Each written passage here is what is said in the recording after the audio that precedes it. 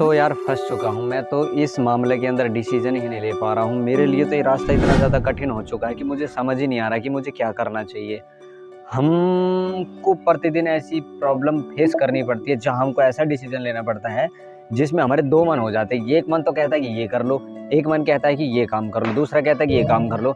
लेकिन उसमें ये बड़ी समस्या आ जाती है कि हम ना तो इसका डिसीज़न ढंग से कर पाते, ना हम इसका डिसीज़न ढंग से कर पाते हैं। तो आज आपको मैं बताऊँगा भगवान श्री कृष्ण की वो डिसीज़न मेकिंग टेक्निक यानी कि डिसीज़न मेकिंग वो कैसे डिसीज़न किया करते थे और अपने निर्णय को जब वो लिया करते थे और उनका जो निर्णय था वो सटीक क्यों बैठता था। अर्जुन को पूरी गीता उन्होंने सुना दी और अर्जुन को मार्गदर्शन उन्होंने दिखा दिया, तो हम भी क्या पता उनकी फिलॉसफी से, उनके जो दर्शन था, उनकी जो गीता थी, उनका जो मेंटालिटी थी, उससे हम अगर अपने जीवन के अंदर कोई लाभ ले सकते हैं तो मैं तो कहता हूँ कि हमको ज़रूर लेना चाहिए। अभी कुछ मैं आपको अपनी ही बातें बता देता हूँ। कुछ मुझे भी एक डिसीज़न लेना था, पर मैं सोच रहा था यार ये करूँ, ये करूँ, ये करूँ, काम करूँ, क्या करूँ? दिमाग मतलब कि इतना घूम जाता है कि बस समझ में नहीं आता कि उस टाइम मुझे क्या तो करना चाहिए और क्या नहीं करना चाहिए। दिमाग मतलब पूरा भ्रष्ट हो जाता है। फिर हम ये सोचते रहते हैं, आँखें हमारी ऐसे ऊपर उठी रहती है और हम ये सोचते रहते हैं क्या करूँ यार, अब क्या करूँ, अब क्या करूँ? इतने सारे काम हम कर लेते हैं, दुनिया भर के हम यूट्यूब के ऊपर वीडियोज़ देख लेते हैं, दुनिया भर के हम कार्यक्रम कर लेते हैं, दुनिया भर के हम धार्मिक काम कर लेते हैं, दुनिया भर के हम योग, यज्ञ, पता नहीं क्या-क्या ऐसे अपने कार्य जीवन के अंदर जिनको हम संपूर्ण कर देते हैं, लेकिन डिसीज़न मेकिंग हम नहीं कर पाते। तो भगवान श्री कृष्ण ने जो दूसरा अध्याय है ना, उसके अंदर बहुत सारे तो श्लोक ऐसे दिए कि और दूसरे अध्याय को जब खत्म किया ना, फिर उसके बाद जो तीसरा अध्याय शुरू किया और वो फिर बताया कि मनुष्यों के लिए ये सर्वश्रेष्ठ है, वो संसार के अंदर रह करके, क्योंकि मैंने अभी बताया था भगवान श्री कृष्ण एक ऐसी एंटिटी है जो इस संसार के अंदर तैरना जानते हैं, बल्कि और दूसरा कोई मनुष्य तैरना नहीं जानता। हाँ, अगर उसकी पदवी को किसी ने प्राप्त किया है तो वो भी तैरना जानता है, लेकिन हम तैरना नहीं जानते। तो हमको इस संसार को पार करना, इस संसार के झंझटों से, दुखों से, पीड़ाओं से, दर्दों से, पता नहीं क्या-क्या इस संसार के अंदर जन्म, मृत्यु, जरा, व्याधि, दुनिया भर के रोग, दुख, पता नहीं क्या-क्या भरा पड़ा है। तो उसने कहा कि भगवान श्री कृष्ण ने अर्जुन को कहा, अर्जुन भी यही कि मैं क्या करूँ? तो भगवान श्री कृष्ण ने कहा युद्ध कर। फिर कहते हैं कि वो तुम ज्ञानी बन जाओ, युद्ध करो, ये करो। कई उसको ऐसे वो एग्जाम्पल देते हैं, तो अर्जुन की जो स्थिति है ना वो डगमगा जाती है।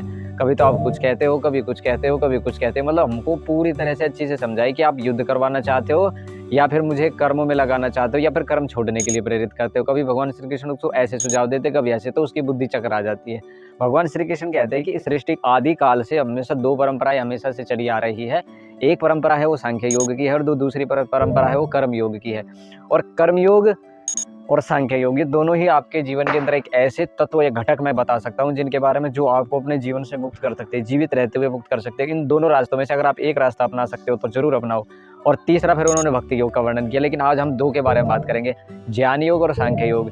एक ही बात होती है। और फिर कर्म योग, सांख्य योग, ठीक है, 2 मैं आपको बताऊंगा। देखो कर्म योग का मतलब क्या है, तो भगवान श्री कृष्ण ने आगे जाकर के इस अध्याय के अंदर ये भी बताया कि कर्मण्यवाधिकारस्ते मा फलेषु कदाचन माँ कर्म फल हेतुर्भूते संगोस्त्व सत्व कर्मणि।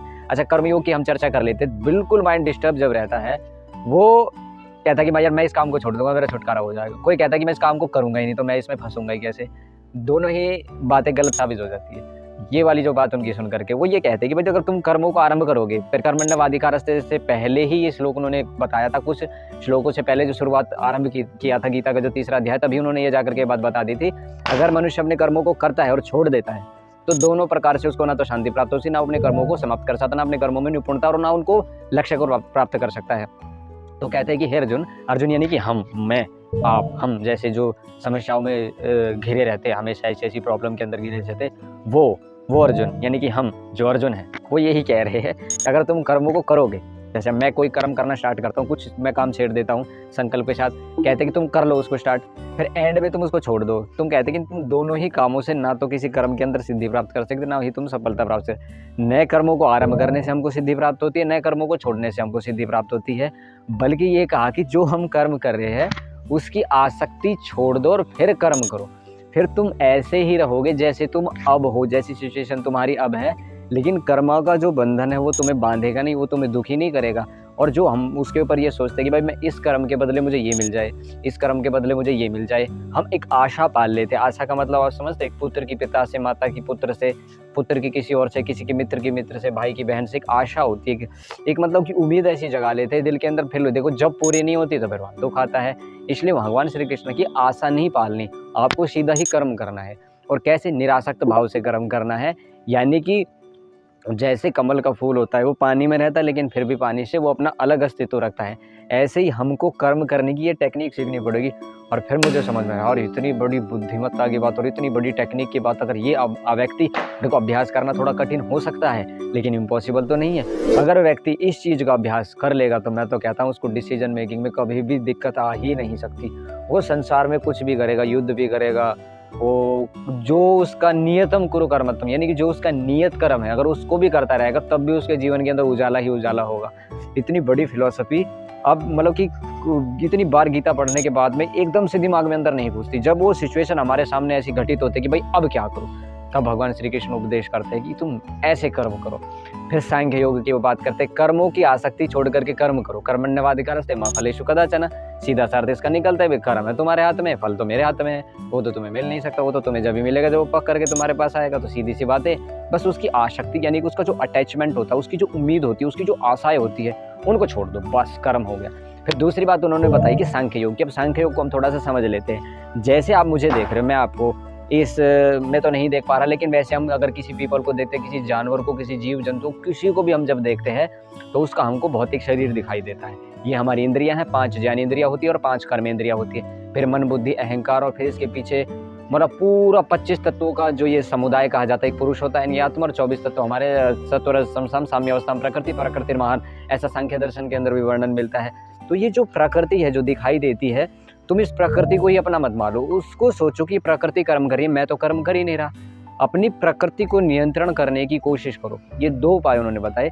ये हाथ है, ये कर्म कर रहा है, आंखें हैं, कंट्रोल रखना है पूरा का पूरा, उसके ऊपर नियंत्रण स्थापित रखना है, लेकिन आसक्ति नहीं रखनी कि हाथ मेरा ऐसा है, कान मेरे ऐसे, आंख मेरी ऐसी, मुँह मेरा ऐसा, जीवा मेरी ऐसा।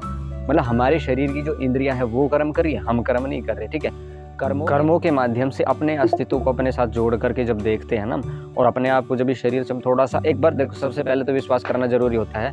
जब हम बिगिनिंग में साधना स्टार्ट करते हैं तो हमको विश्वास से ही काम चलाना पड़ता है। शरीर मेरा है लेकिन हम शरीर नहीं है। ये फिलोसफी, इस फिलोसफी के साथ, ये शरीर में नहीं हूँ, हाथ में नहीं हूँ, मैं कान में नहीं हूँ, मैं आँख में नहीं हूँ, बाल में नहीं हूँ, मेरा जो नस नाड़ी है ये मैं नहीं हूँ, मेरा इनसे एक अलग अस्तित्व है, जिस अस्तित्व के लिए मैं इस संसार के अंदर अभी फिलहाल उपस्थित हूँ।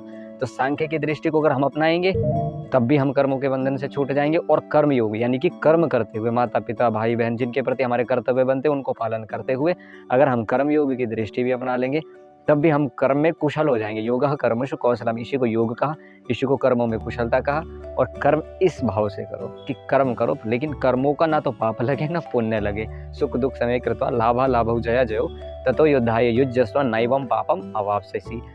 ये बात भगवान श्री कृष्ण ने कही अर्जुन को कि तू अब युद्ध कर, तू कर्म रूपी युद्ध कर, तू अपने जीवन के अंदर जो तुम्हारा कर्तव्य हो तो उसको पालन करता रहे, तुम्हें पाप छू भी नहीं सकता, क्योंकि हम हैं तुम्हारे साथ में। हम तुमको ज्ञानपूर्वक जो बातें बता रहे तो इनके ऊपर गुरु की एक श्रद्धा से समर्पित होकर के इन चीज़ों को अपने जीवन के अंदर उतार, तुम्हारा उद्धार हो जाएगा, तुम्हारा कल्याण हो जाएगा, तुम मोक्ष को प्राप्त हो जाओगे, तुम इस संसार के बंधनों से छूट जाओगे।